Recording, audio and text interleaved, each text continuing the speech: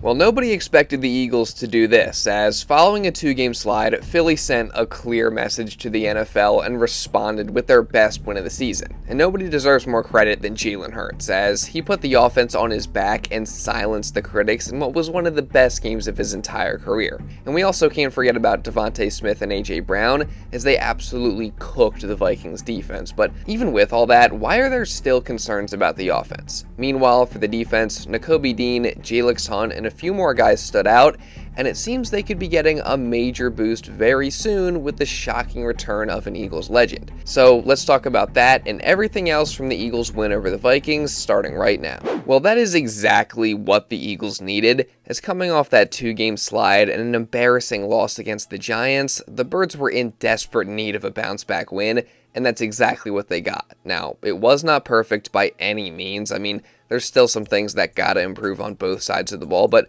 overall, I think this was probably the Eagles' best and most complete game of the entire season. And they definitely showed improvement in a couple areas. I mean, on defense, I think they played with a lot more toughness and physicality, and they also made a couple big-time plays that helped them win this game. And then offensively, while not perfect, I definitely think they showed some exciting improvement, especially in the passing game. I mean, mind you, one of the main storylines all season long has been the Eagles' pass game struggles, whether you want to talk about the clear frustration of guys like AJ Brown and also, much more quietly, DeVonta Smith, as both guys were reportedly unhappy with their roles in the offense earlier in the year, or you want to talk about Nick Sirianni, Kevin Patullo, and the Eagles' passing and route concepts that have proven to be far too basic and predictable at times, or you want to talk about Jalen Hurts, who, mind you, just over a week ago was getting absolutely shredded by NFL fans and the national media. I mean, all it took was one subpar game for everyone to continue pushing the same garbage narratives that they always have. Those being that Hurts can't throw, he's not accurate, he can't read a defense, he's holding the Eagles' offense back, he's not a top quarterback. I mean, I even saw Howard Eskin say that Tanner McKee should be starting. Like, it was absolutely insane what people were saying about the literal Super Bowl MVP, but safe to say, Hurts shut all those critics down with his performance in this game, and the pass offense as a whole showed significant improvement against the number 2 ranked Vikings pass defense. And it started on the very first drive of the game, as facing a 4th and 4, Hurts dropped back and eventually found AJ Brown deep down the left sideline for a 37-yard touchdown, giving the Birds the early lead. And this was all Jalen and AJ, as you can see QB1 here motion for Brown to go deep, which then led to the early score.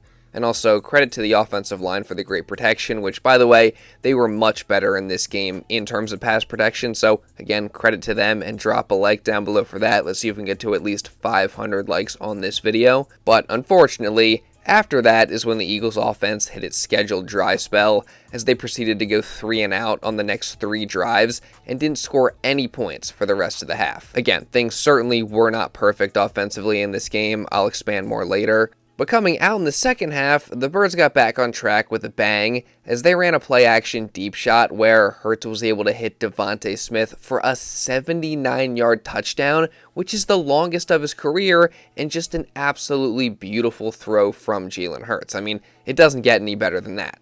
But what makes this play even better is that apparently during halftime, Smitty was asking for this play because he knew that it was going to be open. 79-yard. You guys brought in Fred. Did you see them play rock at all? Yeah, anytime we were in that formation, they were bringing the safety all the way down in the box, putting the other safety on the edge. We knew that the whole time. He had a lot of confidence in that look, had a lot of confidence in that, and he was chirping about it, and it ended up getting called. I'd say a great field by him, great execution from the guys up front, and then great call by KP to get to it. Smitty called it in the locker room. I don't know if he said that. I don't want to speak for him, but he saw something and we had it in, so we had to answer for it, and we called it at the right time. He came in advocating for that play. Came up to Landon. Him and Landon were talking about it. Landon advocated for that Smitty play, and shoot, the next drive we came out. That's what I went to saw. I said, dude, you called it. You called your number. Called your number on that play. He was like, no one's in the middle of the field. Get me the ball, though. huge shout out to DeVonta Smith for recognizing that and then calling his own number. And also, you do got to give credit to the coaches for actually listening to him and calling the play. And this play also was significant because it revealed the Eagles' biggest change to the offense this week, that being to run more plays from under center and specifically utilize play action out of it, among other things. And that's something that Jalen Hurts apparently asked for earlier in the week. Well, I kind of spoke towards the beginning of the week when we had the time to catch up and kind of wanted to establish ourselves in the run game, establish ourselves in that fashion, and ultimately, like Coach Sirianni said, this is what we felt was the best thing to do this week. The Eagles ran 20 plays from under center on Sunday, which is a huge change of pace after running just 26 total such plays in the past 4 games, and it paid off big time for them, mainly when they decided to use play action, as after just 5 such plays all season, the Eagles called 4 in this game, and Jalen Hurts went 4 for 4 for 121 yards and a touchdown.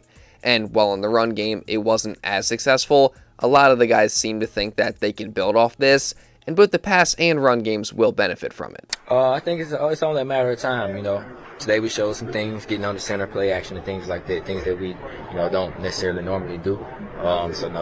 Now we may get teams out of the crazy stuff to stop the run. Now they know, okay, there's a possibility they're going to do this, so now we just can't sell out on the run the whole time. So I know we hit a big one off of it. Something that I feel like we can continue to build on. I think it frees up the passing game a lot more. You don't know if it's going to be a run, you don't know if it's going to be play action, or you don't know if it's going to be a shot play. So I think it gives us versatility. Definitely helps us a lot up front with our angles. Yeah, I mean, there's no question about it. Operating under center and utilizing these play action passes keeps the defense off balance. I mean, they just can't fully sell out to stop the run anymore. Like, they gotta account for that play action shot. So it's really a pick your poison type of thing for defenses if the Eagles continue to run this effectively. So hopefully we continue to see more of this as the season goes on. And you gotta give credit to both the players for pushing it and also to the coaches for implementing it as well. Moving on though, the Eagles' next drive was kickstarted by yet another Jalen Hurts to DeVonta Smith connection as QB1 hit Skinny Batman on a comeback for 28 yards after escaping on 3rd and 15. And then they followed that up with another play action under center throw, this time gaining 19 over the middle of the field.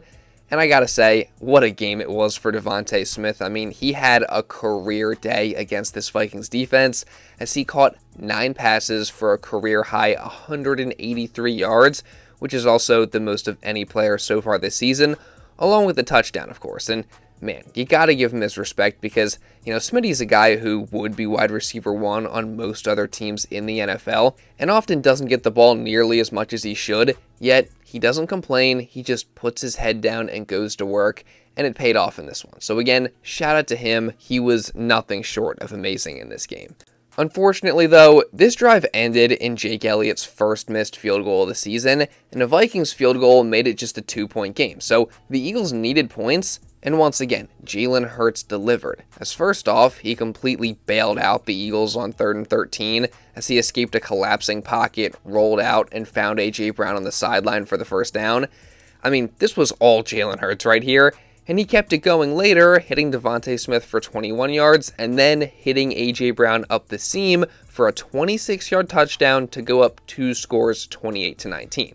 And again, this was an absolutely beautiful throw from Jalen Hurts. And like I said for Smitty, we gotta shout out A.J. Brown as well, because he was also awesome in this game as he caught 4 passes for 121 yards and 2 touchdowns. So definitely a great outing for him as well. And combined, the duo of DeVonta Smith and A.J. Brown had 304 receiving yards, which is just unreal, and they were the 2nd and 3rd highest graded Eagles in the game, respectively. But as for the number 1 spot, that went to none other than Jalen Hurts, who, by the way, on the next drive after our Vikings field goal to pull it to 6 points, made a check at the line of scrimmage on 3rd and 9, and then ripped another beautiful deep ball to A.J. Brown down the sideline for 45 yards, and essentially ended the game here. Yeah, a great call, great time in the game, hell of a catch and way to execute in the heat of a moment. Yeah, there was some communication there. Yeah. And can you walk us through the thought process there and how it played out? Well, we got more games to play, so I really don't want to walk through it. My favorite play was that 4-minute bomb to AJ. That was, I turned around and he's just, locked in, like dialed in.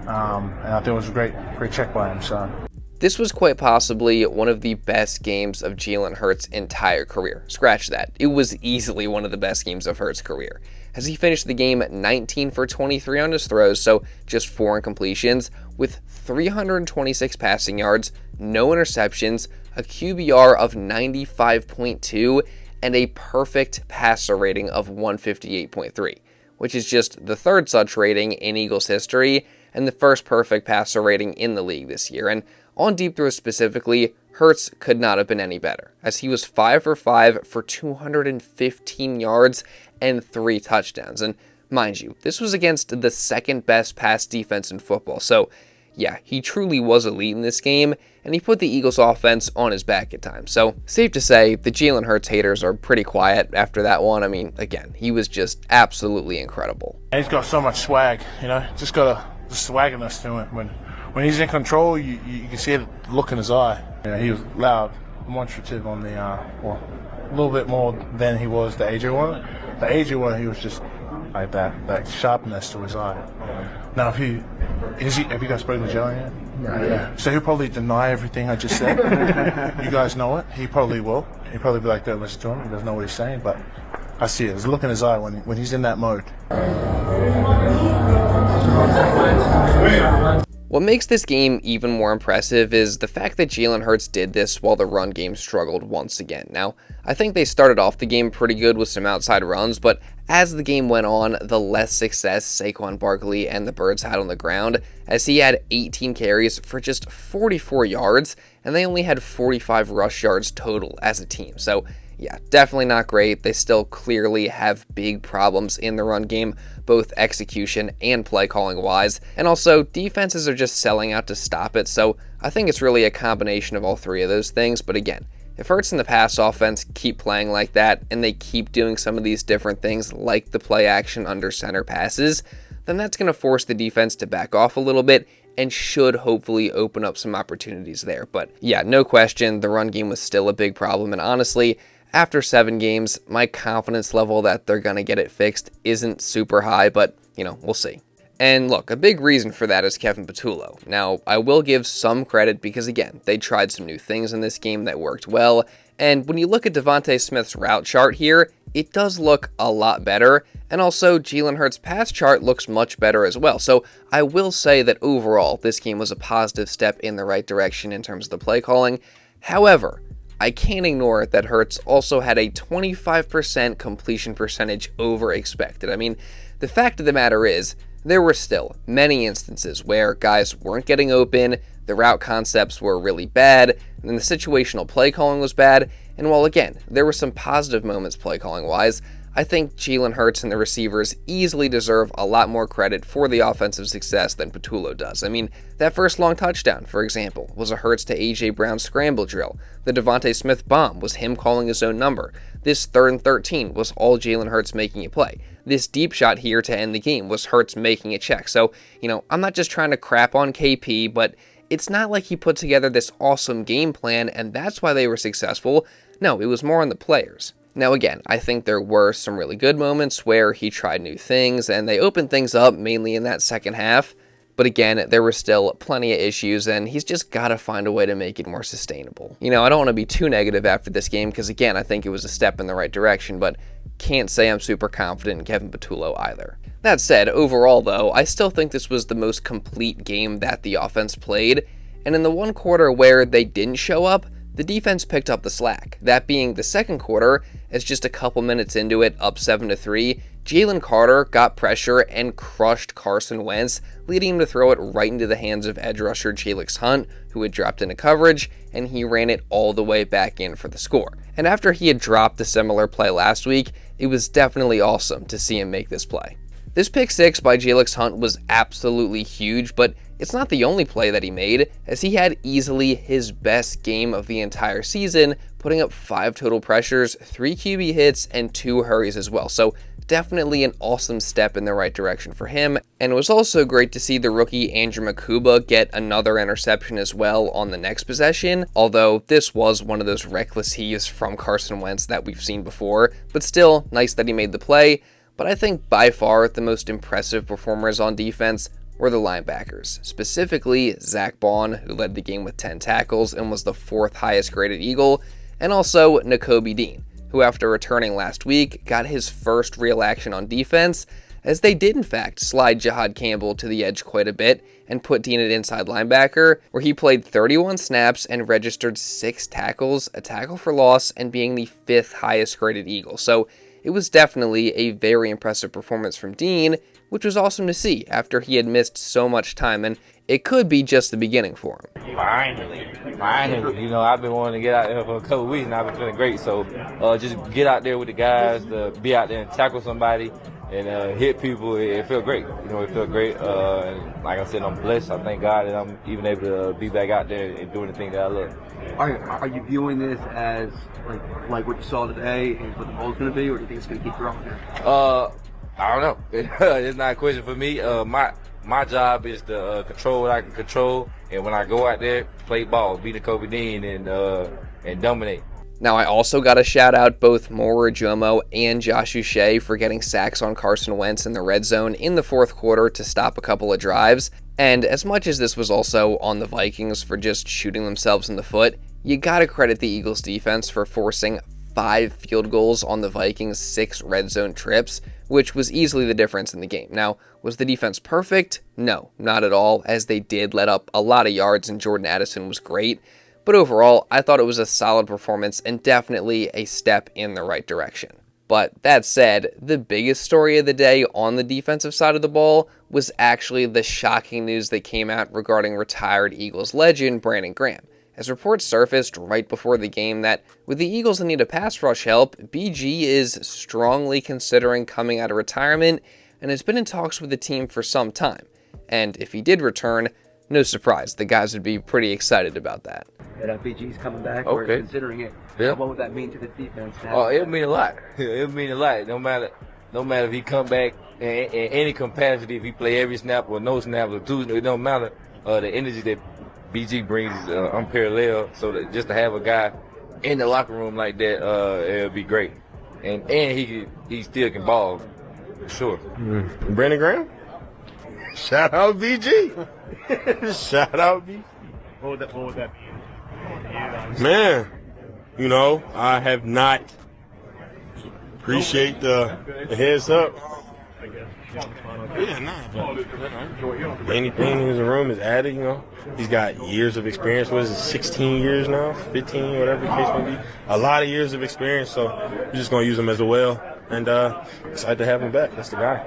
Obviously, Brandon Graham is a Philly legend, and as we saw last year, he still seemed to have a lot left in the tank when healthy, so assuming he is, and he's in shape, he definitely adds a good amount to this defense and pass rush, both likely production-wise, and also just as a leader in the locker room. Now, there were and still are questions as to whether he should come back or not after the storybook ending that he had last year, which, you know, I think those are valid, but he still clearly loves the game. He still thinks he's got something left, so I would get why he might actually want to come back. And reports have said that BG could sign as early as today, this week, or next week after the Giants game. So we'll see what happens. And also, if you guys want, in honor of BG's potential return, you can check out my merch, the 55 Legend tee, on my merch shop. I'll leave a link down in the description, and you can get 20% off using code BG55. That said, though, you guys can give me all your thoughts on the Eagles' win over the Vikings down in the comments below. And also, while you're at it, make sure you subscribe and you turn on notifications so you don't miss any more Eagles coverage that I got coming throughout the rest of this season. And also, leave a like down below because it really does help me out a ton. Again, let's see if we can get to at least 500 likes today. And also, hit the hype button because that helps me out a ton as well. And if you do want to watch another Eagles video, you can check this out right here. And now with all that being said, that's pretty much all I got for this one, guys. So thank you all so much for watching, and I'll see you in the next video.